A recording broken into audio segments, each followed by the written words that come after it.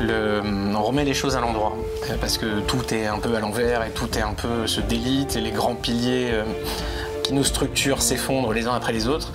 Donc là, on balaye tout, on fait place nette et on dit voilà, il y a quand même des lois, il y a des vérités scientifiques, il y a des choses évidentes, il y a des choses qu'on ne peut pas contester, et il y a l'idéologie féministe, transactivisme, etc., qui va faire beaucoup de mal à des relations qui sont déjà pas évidentes. Et si on ajoute Sandrine Rousseau et Alice Coffin au milieu, ça devient très très très compliqué.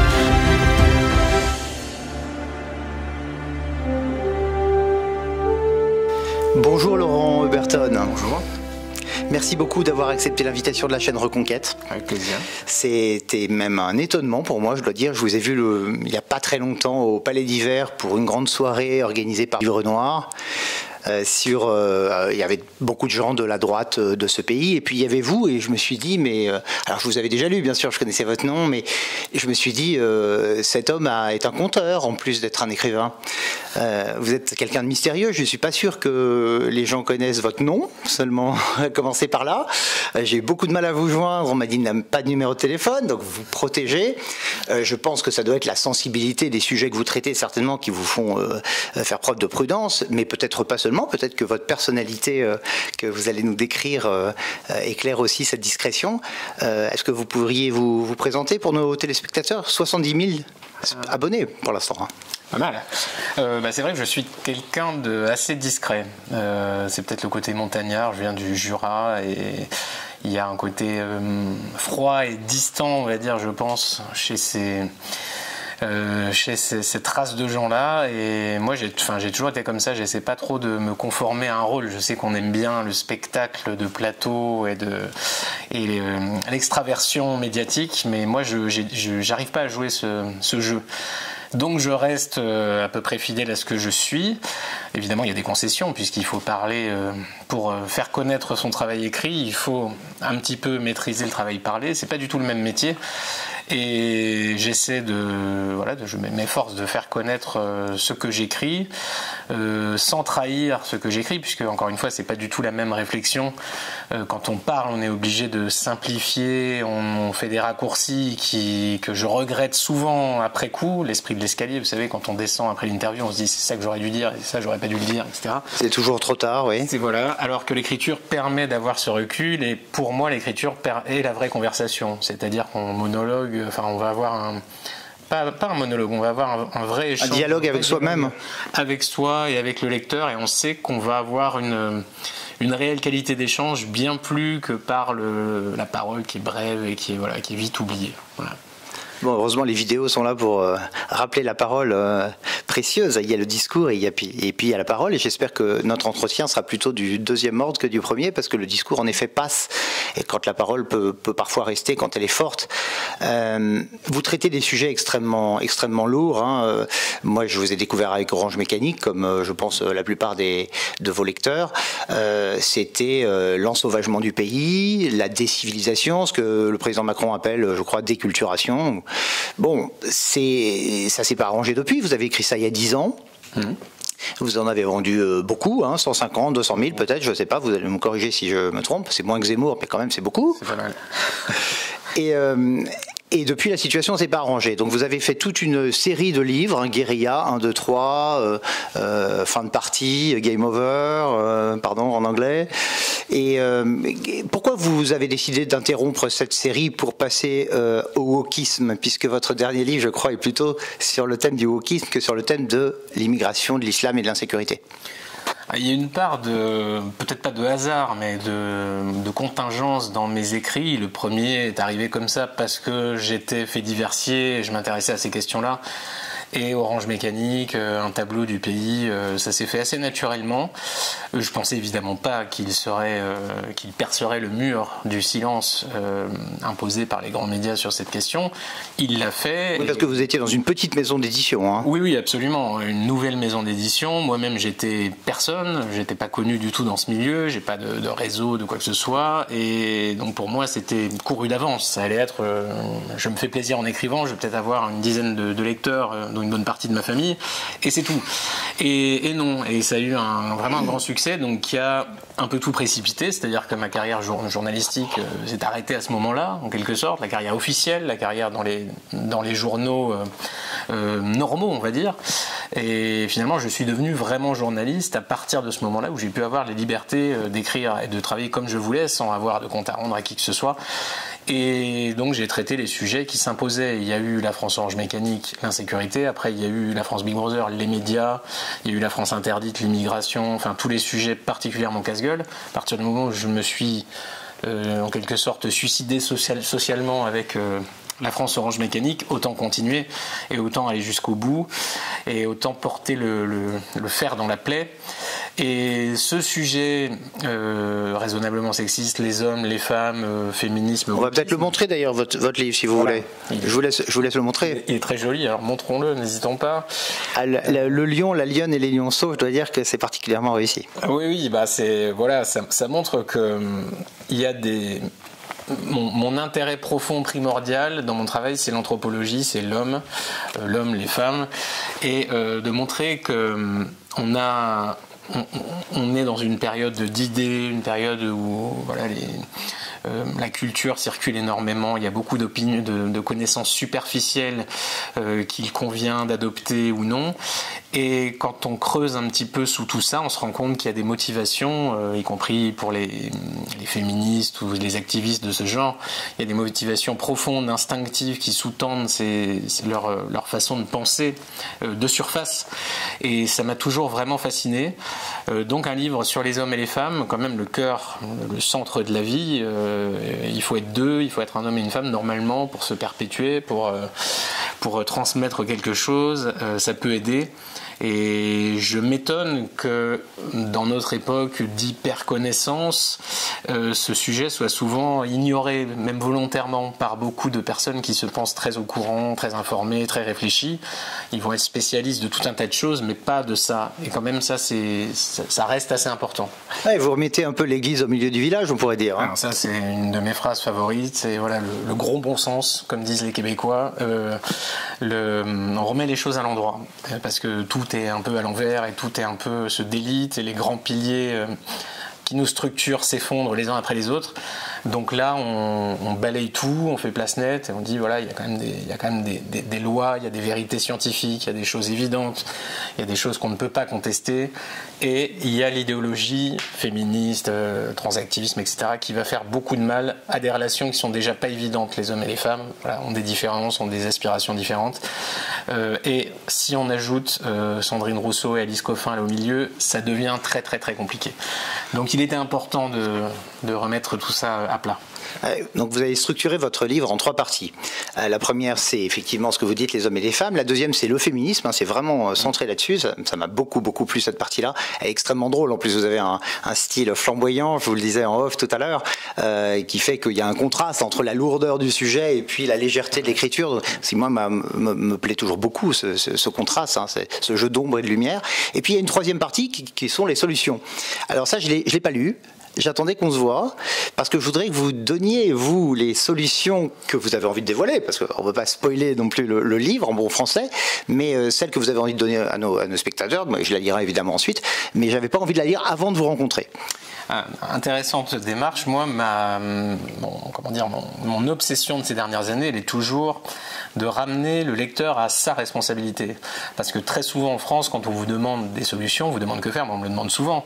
J'ai écrit des livres, j'ai fait des constats, et oui, d'accord, mais qu'est-ce qu'on fait? On partage vos analyses, machin, mais on n'a pas le pouvoir, mais les féministes sont à la télé, mais etc. C'est un peu ce qu'on dit à Éric Zemmour en permanence. Évidemment. Vous faites le bon diagnostic, mais vous n'avez pas de solution. Alors, certains vont dire tout est foutu, donc c'est même pas la peine d'essayer. D'autres vont dire, on n'y arrivera jamais, c'est trop compliqué, ou c'est l'État, ou alors il va se passer quelque chose, il y a un général qui va faire un coup d'État, ou un messie sorti des urnes, une solution extérieure. Et moi, justement, mon parti pris est toujours de responsabiliser le lecteur en lui disant, mais si le monde vous paraît si mauvais, Si les méchants vous paraissent si forts, c'est que vous êtes très faible. Et c'est peut-être ça qu'il faudrait briser. C'est peut-être vous qui pouvez avoir sur votre vie bien plus d'influence et d'importance que, je sais pas, Macron ou son orchestre ou toutes ces petits personnages-là qui sont finalement très loin de nous et qui ne travaillent pas forcément pour notre bien. C'est très gentil, l'État, de penser que c'est une machine au service du peuple, mais jusqu'à preuve du contraire, elle est au service d'elle-même. Et elle se sert très largement de la bonne volonté du citoyen docile et domestique. Peut-être qu'il n'est pas interdit de prendre du recul par rapport à ça et de se dire qu'on peut aussi devenir meilleur, on peut s'autodiscipliner justement à l'indiscipline vis-à-vis de ce monstre qui ne veut pas, encore une fois, notre bien.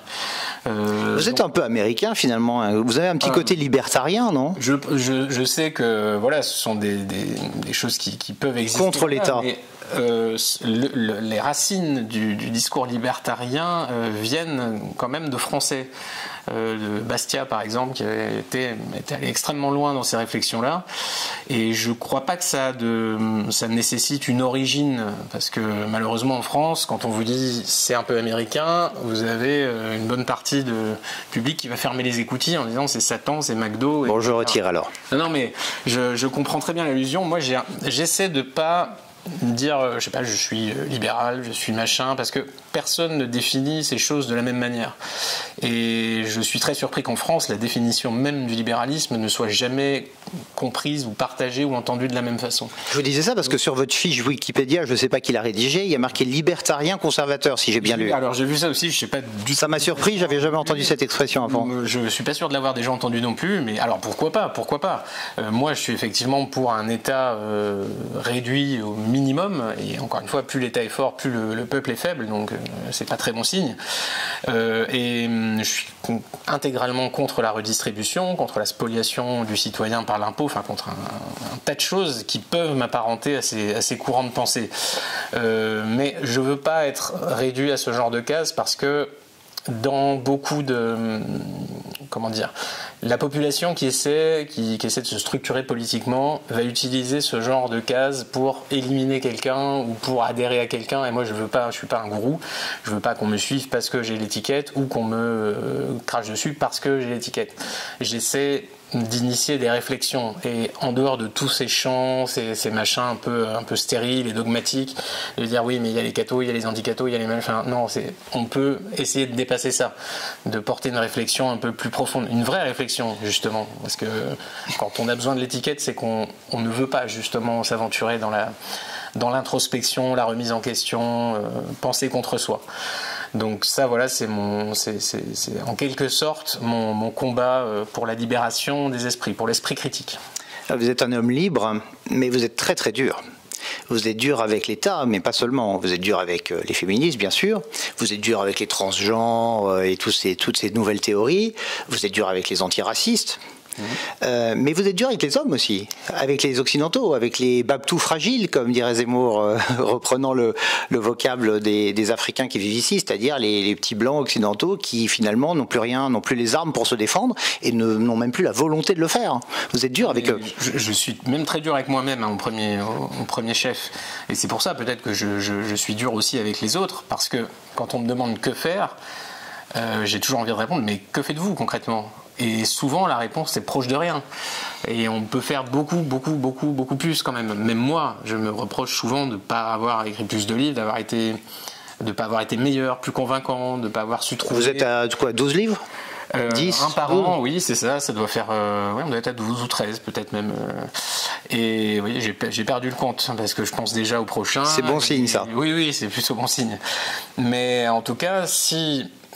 plutôt que de poser la question à d'autres, plutôt que d'attendre une solution extérieure, si chacun se mobilisait, peut-être qu'il y aurait un peu moins de morts vivants en quelque sorte, parce que c'est facile d'être indigné, d'être nihiliste, d'être défaitiste, d'être tout ce qu'on veut, mais tant qu'on n'essaie pas, on n'a aucune chance que nos problèmes soient résolus. Il n'y aura pas la base critique d'une nouvelle élite apte à être exemplaire et à entraîner le pays dans son sillage. Ça ne peut pas arriver si chaque individu, un tant soit peu lucide, encore une fois, je ne parle pas à tout le monde, je parle à ceux qui le veulent bien, s'il n'y a pas ce mouvement initial, il ne se passera rien. Et vous n'êtes pas comme Zemmour, c'est-à-dire cet intellectuel brillant que vous êtes et qu'il est aussi, qui se dit au bout d'un moment, bon, je pense à Jacques Bainville à la fin de sa vie, vous connaissez l'anecdote de Zemmour, je pense à Jacques Bainville qui disait sur son lit de mort quasiment regretter ne pas être entré en politique, ne pas avoir finalement été dans l'action politique, et donc je me présente, c'est ce qu'a fait notre candidat, notre président de notre mouvement, et peut-être que c'est ce que vous devriez ou pourriez faire aussi, c'est-à-dire vous engager dans un mouvement politique, le nôtre par exemple. Ah, mais ça, je pourrais sûrement. Mais est-ce que j'aurais un impact plus important? Est-ce que je serais plus efficace? C'est pas sûr. Parce que quand vous appartenez à un parti, vous êtes la voix de ce parti, quelque part, vous renoncez à votre autonomie intellectuelle, au moins en partie, pour être la voix de ce mouvement. Et je perdrais, par exemple, sur l'analyse de la sécurité ou un tas d'autres sujets de société, évidemment, on pourrait me dire, mais vous êtes la voix du parti, vous n'êtes donc pas libre, vous n'êtes pas autonome, votre parole ne peut pas être crédible, et ce serait une critique assez justifiée. Maintenant, je comprends qu'on le fasse. Éric Zemmour, avant, existait sur les plateaux télévisés ou par ses écrits ou de tout un tas de manières. Maintenant, il pense que ça va lui donner une résonance nouvelle, et la campagne présidentielle lui a quand même un peu donné raison sur ce point, puisque sans lui, sans Reconquête, la campagne présidentielle de la dernière, je ne sais pas bien ce qui s'y passait, sans doute pas grand-chose. Donc c'est un moyen pour lui de porter sa voix, ses idées, qui a l'air de fonctionner et de lui satisfaire. Donc vous avez voté au premier et au deuxième tour aussi? Je me garde de dire ce que je... Non, moi j'ai écrit un livre... Je ne vous ai pas demandé ce que vous aviez voté, je vous ai demandé si vous aviez voté. Je pensais à Michel Onfray qui ne vote jamais, par exemple. C'est déjà une question cruciale. Moi j'ai écrit un livre justement anti-politique, Game Over, pour marquer ma distanciation avec ce jeu qu'on croit équitable, puisqu'on se dit un bulletin de vote vaut un bulletin de vote, mais non, ce jeu est complètement truqué. Il est manipulé par un conditionnement médiatique redoutable, dont d'ailleurs Zemmour et bien d'autres avant lui ont fait les frais. C'est pas du tout une opinion, d'individus libres et avertis qui réfléchissent et qui expriment leur avis. C'est pas du tout ça qui se passe. C'est la confirmation d'un conditionnement de masse par des gens effrayés. C'est la peur qui vote, la peur de perdre ses retraites, de tout un tas de choses. Et pas forcément la peur de ce dont on devrait avoir peur, finalement. Non, justement.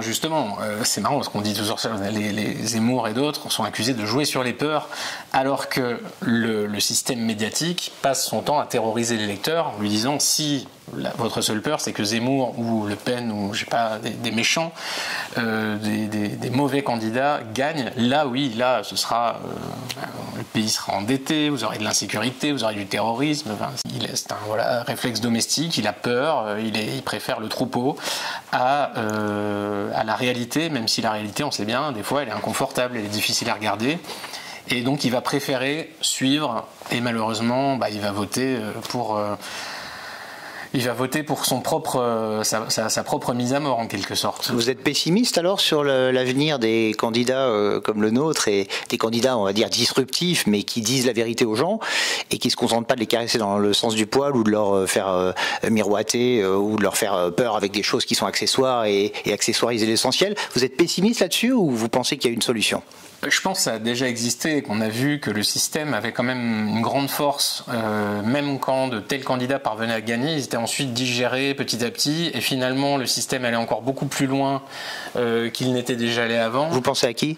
Je sais pas, on a vu des Trump, on a vu des Salvini, on a vu des gens comme ça qui ont incarné un espoir à un moment, et après ils ont fait face à des réalités, à un état profond, à des médias, à des structures avec une inertie très forte, qu'il est très compliqué de faire basculer.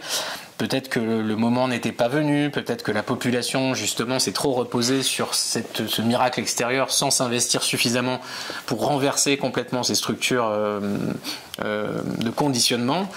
Il y aurait beaucoup à dire là-dessus, mais après peut-être peut-être que je me trompe et peut-être qu'un miracle se produira par les urnes et qu'un candidat va se révéler exceptionnel. Mais moi, c'est un avertissement vraiment que je lance à mes lecteurs.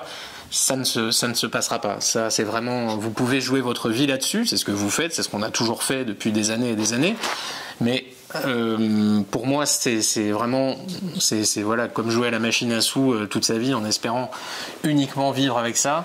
On peut essayer. Peut-être que certains gagnent une fois sur 1 million, mais en général, on perd. Donc vous ne croyez pas à la démocratie, ouais, vous ne croyez pas vraiment au jeu démocratique, en tout cas tel qu'il est institué aujourd'hui, c'est-à-dire dans une démocratie libérale, parce que vous pensez que les dés sont pipés et que finalement, effectivement, l'État profond gagne toujours. Et qu'au contraire, on voit bien que... Si j'ai bien compris. Oui, c'est exactement ça. Et on voit bien que ce qu'on appelle la démocratie nous impose aujourd'hui l'insécurité, en refusant d'appliquer la loi, nous impose l'immigration. Les Français sont contre l'immigration depuis Mathusalem. Et pour la peine de mort ? Ils sont pour la peine de mort. Il y a un tas de choses que l'administration française nous impose, qui est censée travailler au nom du peuple français, qui est censée obéir à la souveraineté populaire, et ce n'est pas le cas. Et à partir du moment où l'immigration, c'est vraiment pour moi la chose la plus gravissime qui soit, la France est notre propriété, et là, cette démocratie viole notre propriété, en mettant sur notre propriété des individus qu'on n'a pas voulu. Et c'est quelque chose de gravissime, et ça s'appelle une tyrannie, puisque quand on s'y oppose, quand des gars vont allumer des fumigènes dans les Alpes de manière extrêmement pacifique, ils sont traités comme des criminels. Là, on parle de Génération Identitaire qui a été dissous quelques mois plus tard. Par exemple, oui, voilà. Ceux qui veulent faire respecter la volonté populaire, ne serait-ce que ça, sont traités comme des criminels. Et donc là, on n'est pas dans un système démocratique. Il y a un État qui en plus est en faillite sur les questions de sécurité, d'immigration, qui n'est donc pas légitime selon moi pour percevoir l'impôt et peut-être même pour exister. Donc on peut appeler ça une démocratie, mais enfin moi ce système me paraît aberrant et très dangereux. Il y a quand même un consentement encore à l'impôt et à l'obéissance finalement. Hein. Ah mais bien sûr. Mais... On a vu avec le confinement que les gens restaient chez eux. Encore une fois. Avec des petits bouts de papier qu'on leur imposait. C'est vraiment ce que je dis dans mes livres, c'est qu'il est facile de dire que Macron est très méchant et que tous ces gens-là, c'est terrible ce qu'ils nous font. Mais, encore une fois, leur force est proportionnée à notre grande faiblesse, notre grande passivité, notre consentement. Je dis que l'immigration est gravissime et beaucoup de Français le pensent, mais concrètement, qu'ont fait les Français pour s'y opposer ? On a vu des gentils boomers à 20 en cercle devant une préfecture faire annuler des expulsions. Et qu'ont fait les Français qui voulaient, eux, que la loi soit appliquée, que les expulsions aient lieu ? C'est la réaction, une image que j'aime bien, mais le batracien disséqué, vous savez, quand on joue avec les nerfs, il y a à peine une patte qui bouge encore. Et c'est un petit peu ce qui se passe avec la barbarie des faits divers ou ce genre de choses. Et quand vous allez dans la rue, vous êtes 2000 et on vous dit, voyez, la récupération, les heures sombres, c'est scandaleux.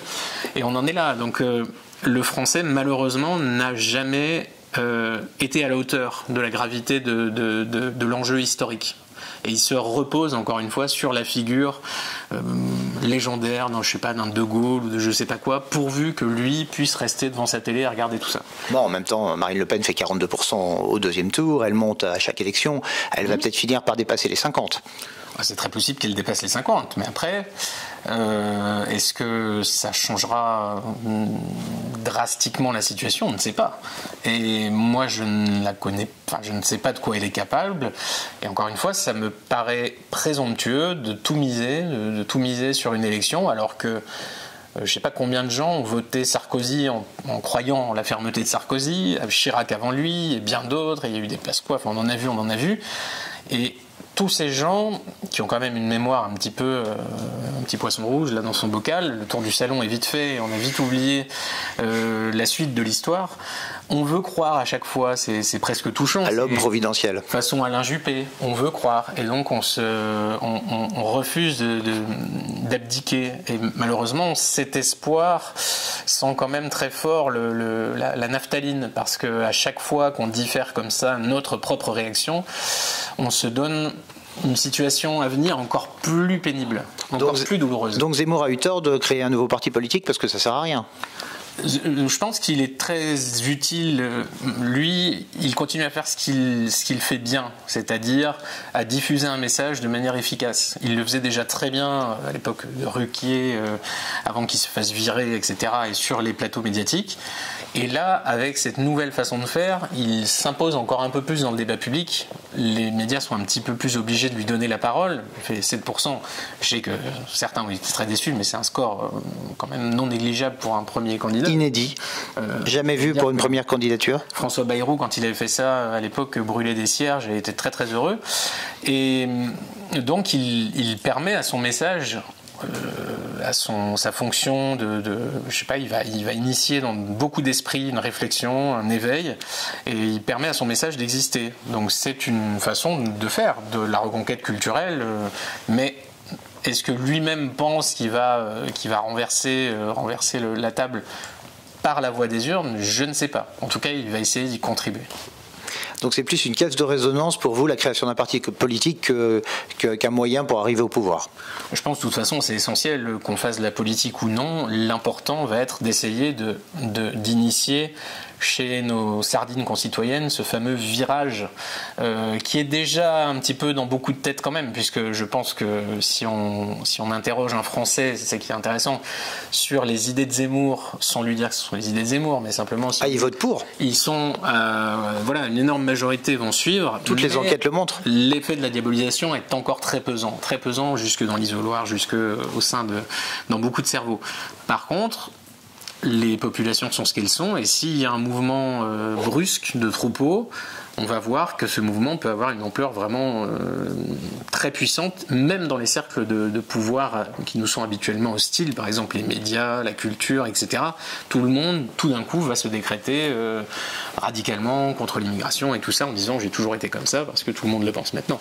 Ça, c'est possible aussi. Mais donc, c'est pour ça qu'il faut participer à ce mouvement d'éveil. En tout cas, moi j'ai été assez surpris de voir qu'en page 213, vous reveniez au sujet de l'immigration.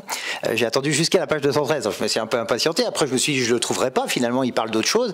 Mais non, vous faites le lien entre le wokisme et l'immigration. Ça, c'est quand même assez osé et assez habile aussi. C'était difficile de parler de la condition moderne de la femme occidentale sans aborder ce versant quand même, puisque j'entends les discours des féministes sur les violences faites aux femmes, etc. C'est quand même un exercice extrêmement périlleux de parler de la dégradation des conditions de vie des femmes, comment elles doivent se vêtir, comment elles circulent dans la rue, etc., sans parler de l'immigration et de la nouvelle donne culturelle qu'on observe dans nos rues. Je sais que certaines le font à merveille, d'autres parlent d'élargir les trottoirs, tout un tas de solutions alternatives. Caroline de Haas. Encore Caroline de Haas, pour éviter de parler de la réalité du problème. On sait très très bien que le harcèlement de rue, c'est pas Jean-Jacques du 14e, pas souvent en tout cas. Et cette réalité-là, petit à petit, elle fait son chemin aussi.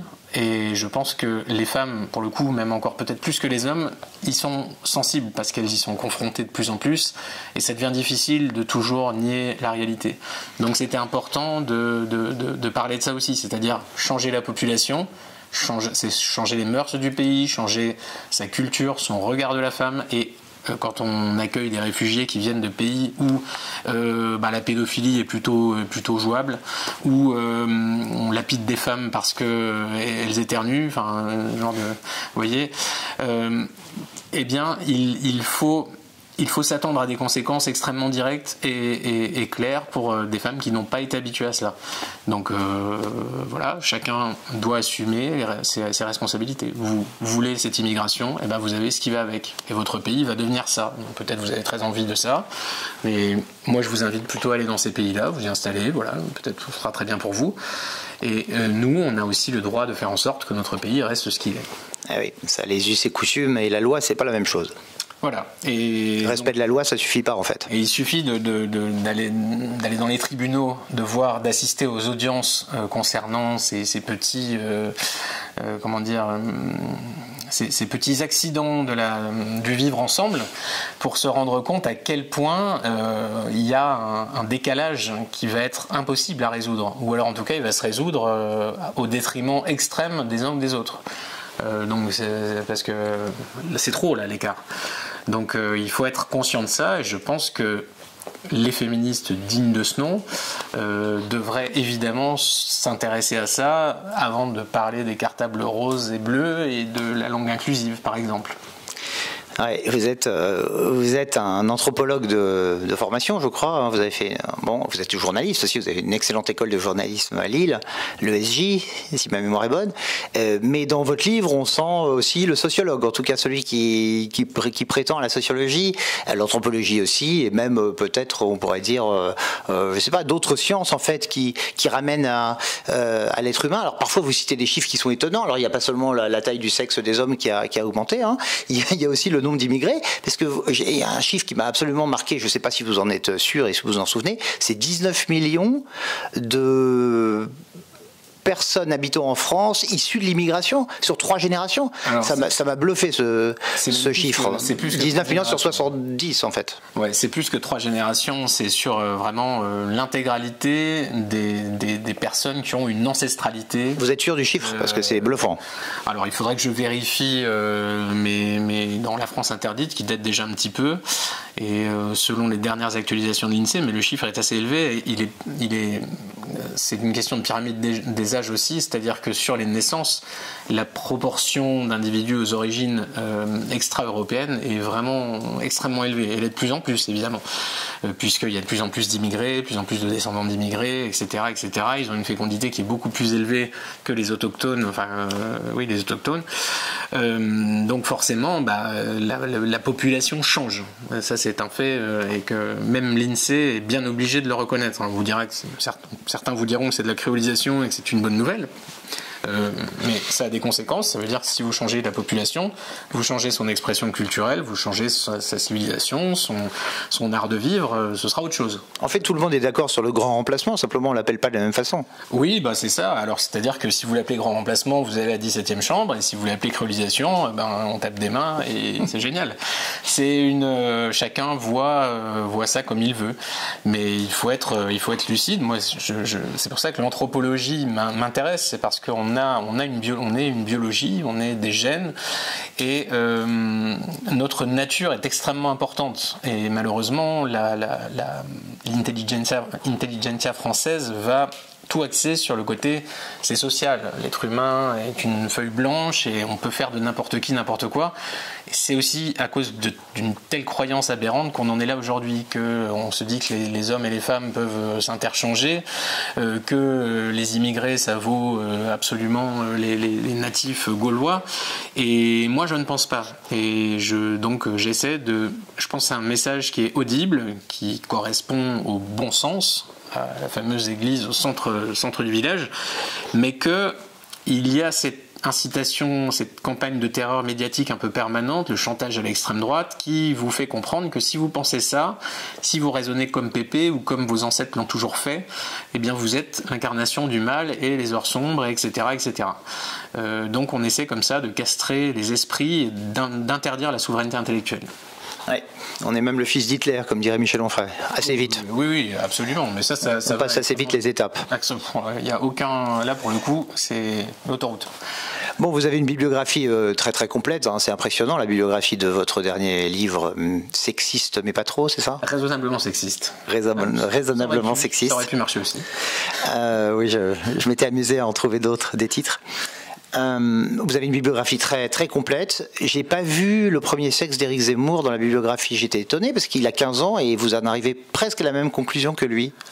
C'est vrai, je suis à peu près sûr de l'avoir lu dans mes jeunes années. En tout cas, vous ne l'avez pas mentionné. Je ne l'ai pas mentionné. Alors écoutez, après, j'ai pas tout mentionné non plus. Mais vous pouvez vous excuser auprès de nos spectateurs, hein, c'est pas trop tard. Non, mais je crois qu'il a été sur ce sujet, ça l'intéressait aussi. Et je crois qu'ils en parlait assez régulièrement sur ses plateaux télé, donc je pense qu'il a dû faire partir des pilules rouges, comme on dit, à l'époque, aussi sur ce sujet. Mais de toute façon, tous les sujets sont liés. Et vraiment, ce sujet oui, je plaisantais, bien sûr. Inévitable. Je plaisantais. Quel est votre prochain livre, Laurent Oberton?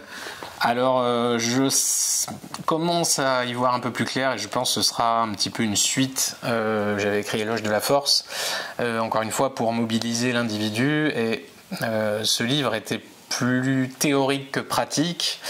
Et là, j'aimerais bien aller à quelque chose de vraiment extrêmement pratique au quotidien, sur le fameux que faire, c'est-à-dire, eh bien, vous avez telle situation, mais vous pouvez faire ça. Vous avez un camp de migrants qui s'installe à côté de chez vous, vous allez faire ça, vous allez faire, vous voyez, un manuel pratique. Un manuel vraiment pratique et le plus complet possible d'action pour ne plus se décharger de ses responsabilités sur, je sais pas, sur les autres. Vous êtes vraiment un homme d'action, en tout cas tout écrivain que vous êtes. On est vraiment très heureux de vous avoir eu aujourd'hui. On va vous laisser aller à Sciences Po. Je crois que vous avez du courage d'aller là-bas parce que c'est pas l'endroit où vous serez le mieux accueilli à Paris, je pense. Oh, mais c'est peut-être le plus utile finalement. Oui, on va mettre à l'épreuve le fameux débat d'idées et la société démocratique que nous chérissons tant. On va voir à quel point les élites de demain sont ouvertes au dialogue. Oui, s'ils vous laissent entrer, ça sera déjà pas mal. Hein. Tout à fait. Je ne sais pas s'ils me laisseront sortir. Merci mille fois d'être venu, Laurent Oberton. Et comme on dit chez nous, surtout, vive la France. Tout à fait. Allons-y, vive la France.